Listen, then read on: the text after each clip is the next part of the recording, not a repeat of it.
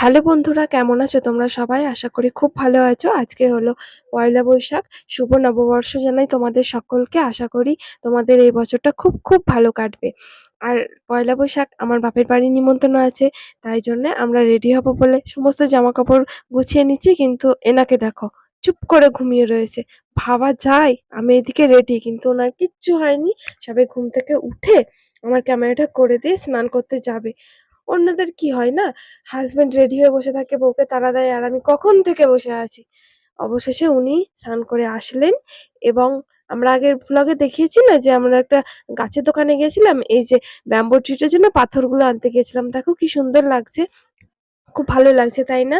কার কার বাড়িতে এই গাছ আছে আমাদের কমেন্ট করে জানিও। আর এই যে অবশেষে উনি রেডি হয়ে গেছেন, জুতো পরছেন। আর বলছি কতই বা দেরি হয়েছে। ভাবা যায়? তোমরাই বলো। মেয়েদের বাপের বাড়ি যাওয়ার জন্য মনটা সবসময় ছটফট করে। সে